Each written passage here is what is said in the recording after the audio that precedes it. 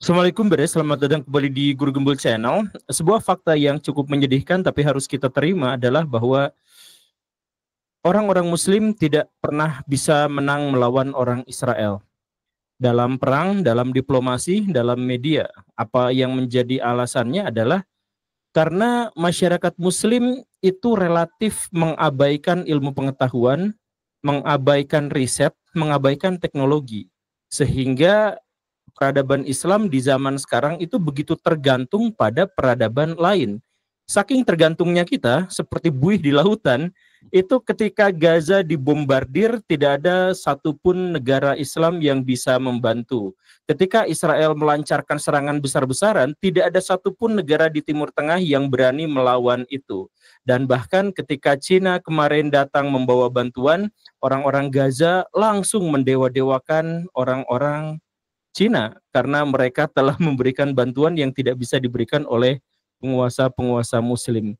Nah, sekarang kita sedang berbincang dengan Pak Sugeng Sugiharto.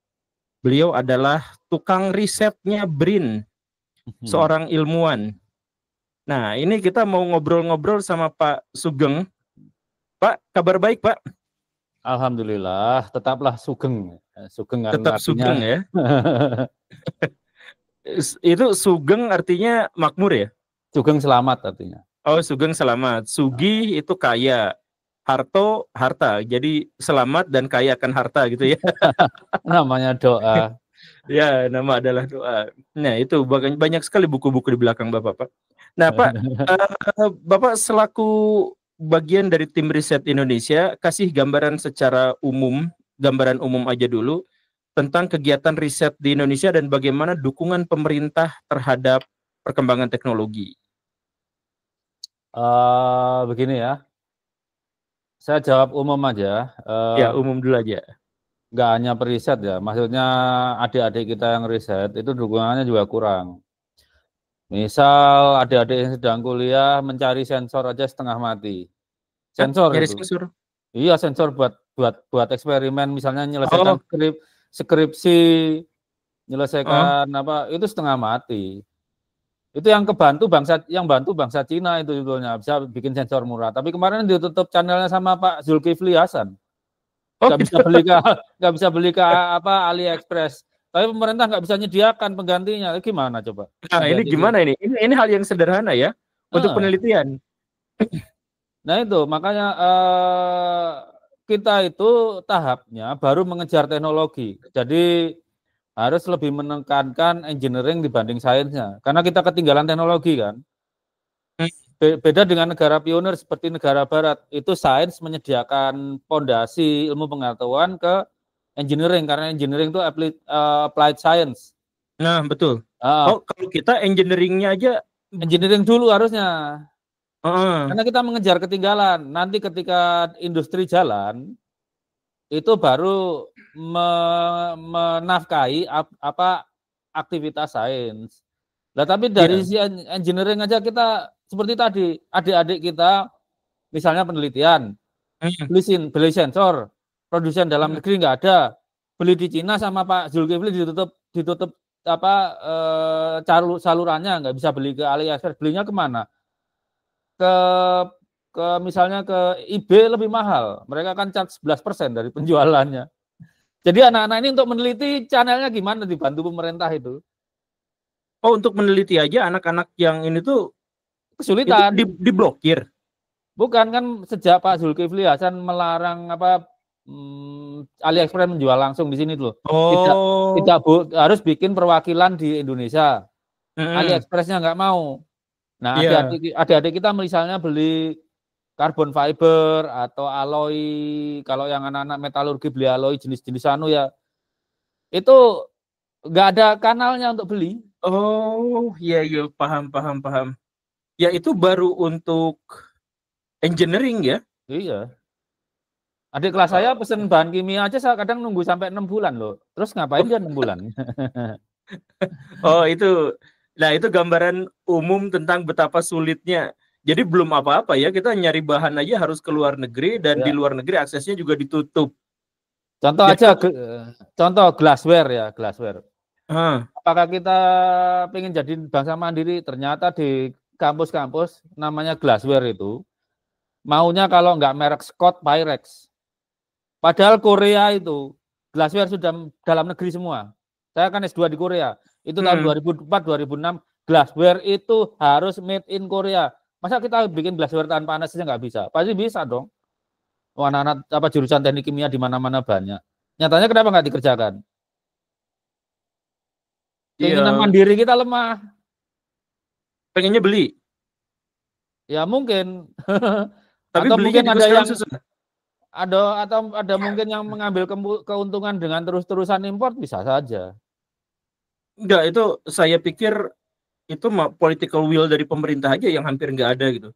Iya, karena Bapak ngira nggak sih bahwa penelitian di Indonesia yang betapa sulitnya itu, yang untuk mencari bahan aja kita harus impor, harus lihat dari luar negeri dan sebagainya, itu tuh sebenarnya karena pemerintah kita memang tidak peduli aja sama perkembangan ilmu pengetahuan dan teknologi di Indonesia gitu. Kepikiran gitu nggak sih, Pak?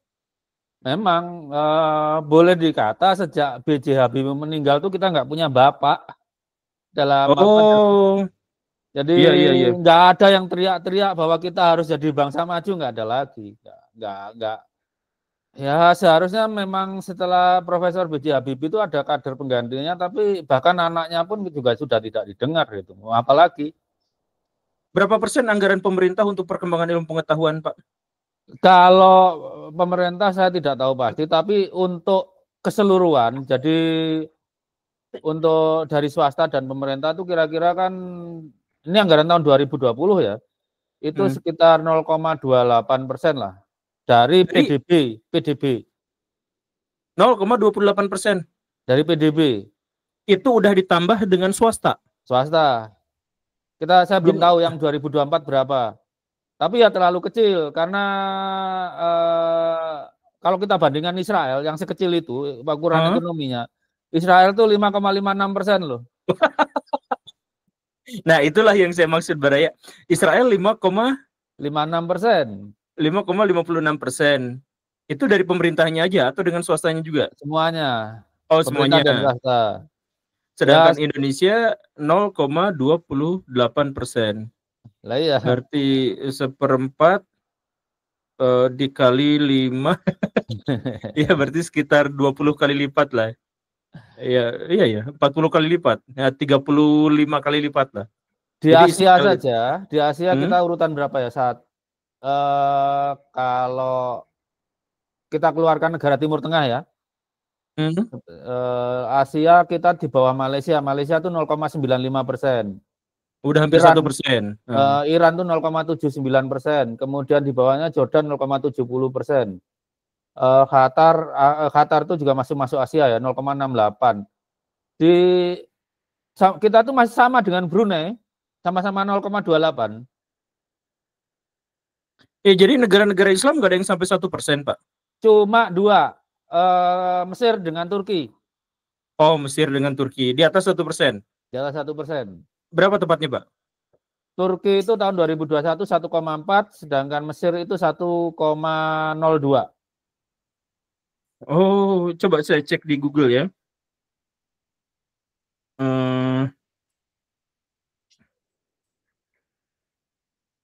Coba kalau sekarang,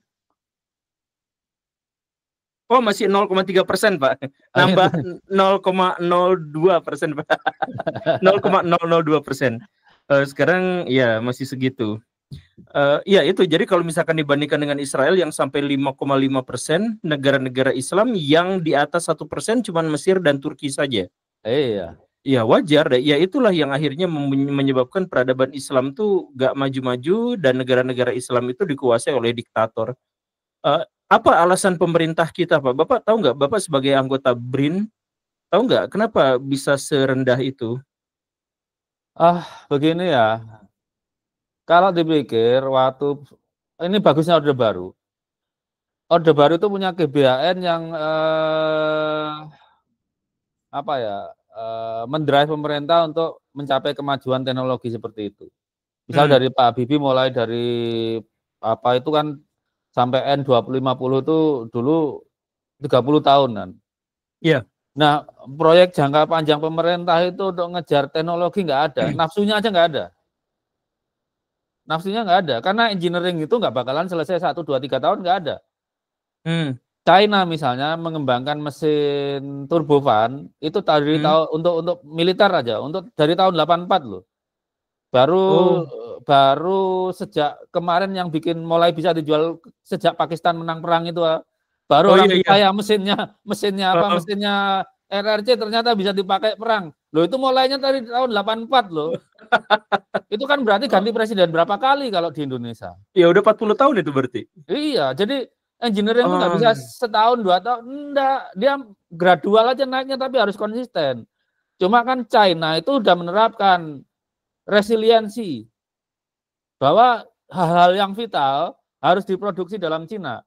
Walaupun mungkin ketinggalan teknologi, tapi kalau bisa diproduksi di Cina kan, misalnya mereka diembargo, ya ketawa aja. Ya keinginan itu di Indonesia nggak ada ya, keinginan untuk bahwa bagian-bagian yang urgen itu harus dikelola oleh orang dalam negeri dan di dalam negeri gitu ya? Nggak ada. Rusia aja baru sadarnya kemarin kok. Rusia? Iya kan sejak Rusia itu baru sadar harus mandiri di bidang pertanian sejak diembargo waktu mereka menginvasi Crimea iya, itu. Iya. Kemudian waktu nyerbu Ukraina baru mikir mereka nggak punya pabrik semikonduktor.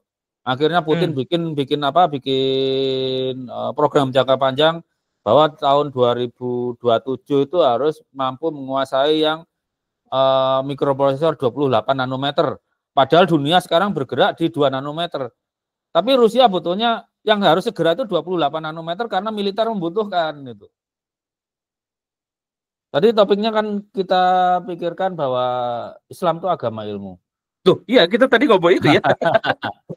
Nah sekarang NU Muhammadiyah itu mengeluarkan fatwa apa tentang seperti itu? Ada nggak? Bagaimana menggerakkan teknologi? Ya misalnya anggaran riset. Pernah kalau Muhammadiyah masih mending lah. Muhammadiyah itu masih berusaha menjamin program-program S3-nya nggak ngeluarin Dr. AC. Itu menjaga harga diri itu. Tapi mereka ngeluarin nggak fatwa? Misalnya anggaran riset kurang, dosen jangan terlalu dibebani urusan administrasi, atau pemerintah misalnya ini ekonomi nggak jalan karena efisiensi, keluar nggak?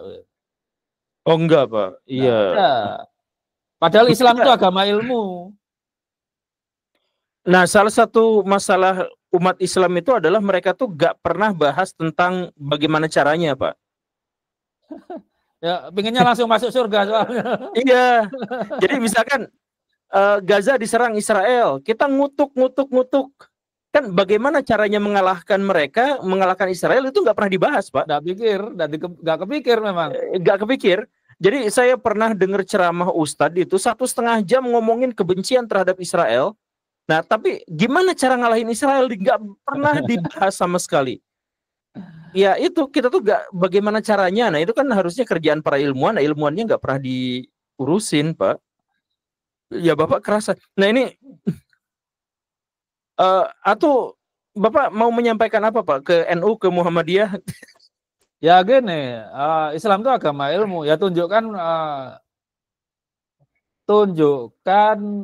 ada perhatian dengan ilmu gitu loh. Ya kita bisa lihat lah. Coba bayangin aja. Al-Jahiz itu anggota Baitul Hikmah zaman Khalifah Abbasiyah.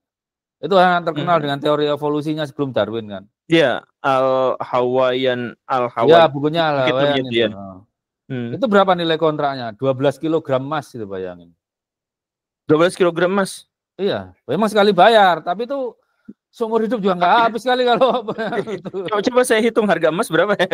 Harga emas sekarang. Harga emas sekarang itu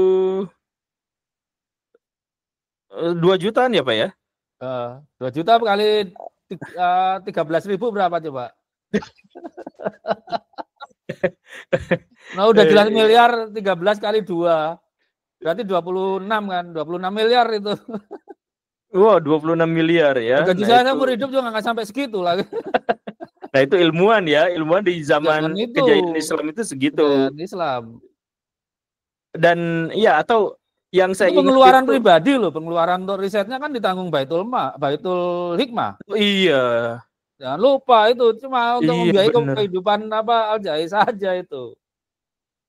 Ya, kalau penulis buku biasanya dihitung juga bukunya itu ditimbang dengan emas gitu kan, ditukar. Jadi tiap nerbitin buku dikasih emas seharga berat emas itu gitu. Berat buku itu gitu. Ya, nah ini sejak kapan orang-orang Islam kayak gini, Pak? Nggak peduli lagi sama ilmu pengetahuan tuh, Pak. Saya pikir sejak zaman Khalifah Ottoman sepertinya. Ketika dipisahkan pengertian ulama, ilmu Oh, ilmu apa ilmu alam ya, ilmu ilmu duniawi ya, sosial, ya. ilmu duniawi dengan ilmu akhirat itu dibedakan itu. Makanya di Iya. makanya di zaman Ottoman kan ada fatwa aneh. Pakai mesin cetak haram itu. Iya. Karena bikinan kafir. Sudah kalah aja itu secara peradaban. Iya, iya betul betul. Jadi iya udah di situ. Nah, jadi Bapak sebagai ilmuwan itu tidak dianggap ulama dan karena itu tidak dihargai ya. Padahal ilmuwan dan ulama itu kan secara bahasa sama ya. Sama, makanya Nahdlatul Ulama itu kebangkitan ilmuwan harusnya. Iya, harusnya Tapi, kebangkitan ilmuwan. tapi Tapi coba lihat sekarang ADART-nya. nggak ada, Pak. Ulamanya Lihat nggak. aja ADART-nya madhab akidahnya itu 2. Madhab fikihnya 4. Madhab tasawufnya 2. Dan nggak boleh Nahdien itu lebih pintar dari 4 madhab. Gimana mau bangkit lebih pintar dari mereka aja nggak boleh. Namanya Imam Syafi'i itu kan nggak tahu misalnya najis liur anjing najis gitu ya. Iya. Dia kan nggak jelasin enzim di mulut anjing apa, mikrofloranya apa, kenapa bisa najis, kenapa Nabi menyuruh pakai tanah, misalnya dengan pendekatan kayak Van der Waals atau ya itu pendekatan maksudnya Ya, pendekatan dengan maksudnya ilmu kimiawi yang nggak ada iya. penjelasannya. Maksudnya Imam Syafi'i itu dianggap sebagai orang yang tidak boleh dikritik dan kalau ada orang yang mengklaim melampauinya itu udah dihujat habis-habisan itu, Pak. Kalau di zaman sekarang sama orang-orang NU. Nggak boleh lebih pintar dari Imam Syafi'i itu. Iya, kamu tuh Padahal Imam siapa Hanbal kamu? aja boleh. Muridnya kan Iya, bikin madhab sendiri. Ahmad bin iya. Hanbal itu. Nah, itulah zaman yang tertinggal itu. Uh, dan akhir saya juga ini, Pak. Saya tuh sering juga dengar komentar itu, belajar kok matematika kan nanti di akhirat juga nggak akan ditanya.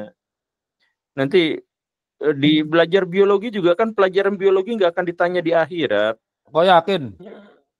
Ya mereka doktrinnya gitu. Saya dengar sendiri langsung dari kiainya itu. Kiainya itu punya pesantren yang alhamdulillah murid-muridnya itu santri-santrinya itu ya perokok berat, tukang marahin orang tuanya sendiri, ya gitulah.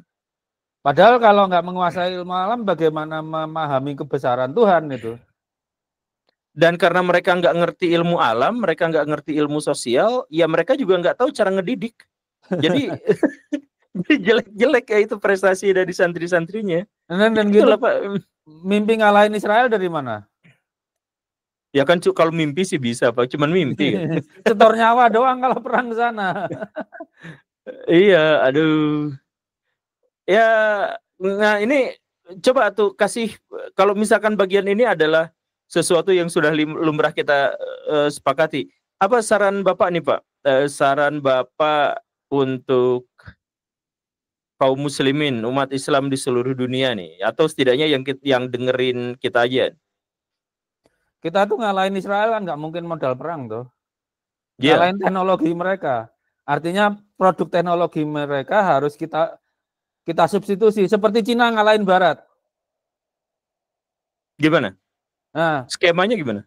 misal Barat tuh bikin prosesor 7 nanometer tapi mahal kan. Cina bikin 12 nanometer tapi jauh lebih murah. Beli yang mana orang akhirnya? 12 nanometer kan? Iya. Tapi tetap harus mampu bikin 12 nanometer. Lah negara Islam itu tidak ada satupun yang bisa bikin prosesor gitu. Gimana mau mengalahkan Israel? Wong Israel itu ada pabriknya Intel sama AMD di sana. Iya, betul. Jadi penguasaan teknologi itu tetap harus anggarannya cukup, ilmuwannya juga dimuliakan. Kedua, rencana jangka panjangnya apa? Karena nggak mungkin rencana jangka panjang cuma seukuran 2 kali masa jabatan presiden, nggak mungkin. Buktinya seperti saya bilang tadi, Cina itu ngembangin pesawat. Pesawat itu kan ada 3 komponen utama. Propulsi, mesin penggerak, airframe. Airframe itu berarti menguasai logam paduan dan dan komposit. Kemudian elektronik. Elektronik dari Cina mulai kapan ngembanginnya? Tahun 50-an itu. Kita pabrik semikonduktor aja satu pun nggak punya di Indonesia. Nah.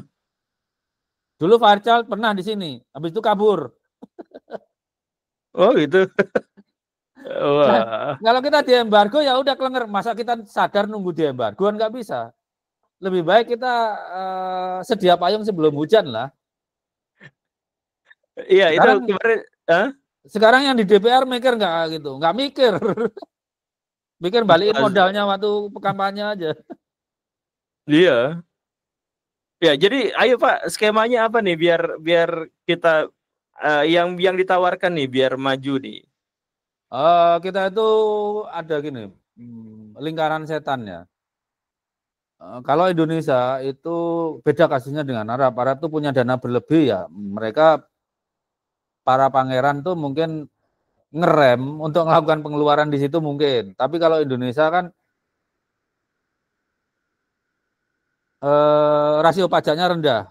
Kalau tadi 0,3% diubah ke APBN kan sekitar jadi 2, sekian persen dari APBN terhadap PDB. Jadi pemerintah itu, walaupun saya bagian dari pemerintahan, saya nggak bikin kebijakannya. Pemerintah itu tidak bisa menjelaskan bahwa orang bayar pajak itu misalnya untuk biaya pertahanan, biaya riset. Yang bayar pajak juga sebel bayar pajak karena dikorupsi. Iya. Aparat pajak flexing. PNS kelihatan nggak kerja, padahal ya banyak juga karena nggak kerja itu nggak ada pendanaan kerjaannya. Nah itu lingkaran setan gitu loh, gimana. Tapi tetap kan balik pemerintah. Oke, ya seperti kemarin ada waktu kampanye kemarin siapa ya? Pak Prabowo kan target tax ratio 24% ya seperti ingat saya. Mencapainya itu gimana coba? Mencapainya kan kalau kayak gitu harus bantuan utang deh kayaknya. Bantuan utang tuh ya gini kayak Pak SBY dulu, utang nekat, tapi PDB naiknya tinggi. Ingat nggak? Ingat. Pak SBY itu di awal pemerintahan kan sekitar 56%. Iya, ingat. Iya, betul. Tapi di akhir pemerintahan rasio utangnya cuma 24,7%. PDB kita naik 3 kali lipat. Iya, ingat betul itu. Ngulang seperti itu gimana? Ngulangnya gimana ya? Nanti saya nanya Pak SBY dulu. Jadi ya terserah gimana. Maksudnya yang bayar pajak itu ke pemerintah percaya, tapi pemerintah itu menggunakan pajaknya untuk masa depan Indonesia itu kelihatan di depan membayar pajak. Misal saya bayar pajak tiap tahun naik, tapi jangan sampai biaya kuliah anak saya juga terus naik. Harus dipikirkan seperti itu. Iya. Buktinya biaya kuliah anak lebih tinggi dari ngebut istilahnya gitu lah. Iya. Sekarang kenaikan gaji, kenaikan penghasilan juga nggak sebanding dengan inflasi yang jauh lebih tinggi lagi sekarang tuh. Iya, berarti Bapak belum punya solusi ya, karena bingung aja kita terlalu rumit dan kompleks kayak jadi. Ya, makanya saya merasa ada pentingnya GBHN itu program jangka panjang yang harus dipatuhi tiap presiden. Masalahnya tiap presiden nanti bikin janji sendiri, program jangka panjangnya diabaikan karena nggak menguntungkan di masa jabatan yang pendek itu. Iya, itu betul. Saya garis bawahi itu, saya tandain itu. Iya bener ya. Kita GBHN ada nggak sih? Nggak ada sejak Orde Baru runtuh nggak ada GBHN lagi. Cuma organisasi yang dipakai mengawasi GBHN siapa? Nggak ada. Maksudnya katakanlah Senat itu jadikan seperti majelis tinggi di Inggris. Tugasnya mengenforce program-program jangka panjang. Sebetulnya kalau mau bisa, tapi DPR-nya kan nggak mau. Pemerintah juga nggak mau. Orang DPR aja korup, apalagi nanti Senat dikasih power lagi, tambah puyeng lagi. Nah, saling curiga masalahnya. Oh iya sih. Oke lah Pak, sekian dulu. Baik Baraya, sebenarnya ada beberapa hal yang pengen didiskusikan lebih, tapi nampaknya diskusi kita agak kesana kesini. Dan semoga dalam pertemuan selanjutnya kita bisa membangun narasi yang lebih komplit dan lebih lancar lagi. Tapi ya intinya adalah kita tuh ya akar masalah bagi kita itu adalah penguasaan terhadap sains dan teknologi dan keinginan niat dari pemerintah untuk bisa mewujudkan rasa cinta terhadap ilmu pengetahuan dan teknologi. Cuman sedikit Pak Sugeng di akhir saya pengen bilang gini nih, masyarakat Muslim itu kausalitas berpikirnya itu benar-benar jauh gitu. Jadi ketika misalkan mereka tahu bahwa dunia Islam kalah secara teknologi, dunia Islam kalah secara media. Nah mereka tuh nggak mikir, oh karena masalahnya di teknologi berarti kita harus mengembangkan teknologi. Enggak, yang dipikirkan itu adalah, oh karena kita ketinggalan dalam teknologi ya semoga aja kiamat segera datang sehingga perang hanya menggunakan batu dan kayu ya lagi gitu. Kan gitu kan di mana-mana tuh kita berharap nanti kalau kiamat itu perangnya batu dan kayu lagi gitu. Ya itu kesalahan kerangka berpikir kita. Kiamat tuh pasti datang, kenapa kita pikirin itu? Kan pasti datang toh. Iya. Kenapa kita pikirin?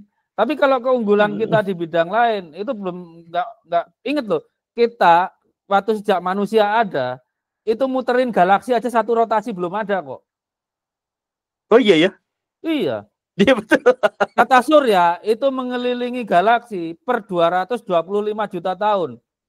Fosil manusia tertua baru 300.000 tahun. Kenapa orang Islam udah mikir kiamat? Ayo pikirin. Harusnya kan mikir menaklukkan kecepatan cahaya biar bisa jalan-jalan ke galaksi sebelah. Iya. Nanti kita kasih kerjaan ahli fikih. Kalau di galaksi sebelah kita tinggal, sholatnya ngadep mana? Kita kasih kerjaan mereka berpikir. Ayo, biar mereka itu fatwanya bukan soal babi haram terus. Oke, Baraya itu saja ya. Semoga bermanfaat. Terima kasih karena sudah menyimak. Saya, Guru Gembul dan Pak Sugeng pamit undur diri. Assalamualaikum warahmatullahi wabarakatuh. Waalaikumsalam warahmatullahi wabarakatuh.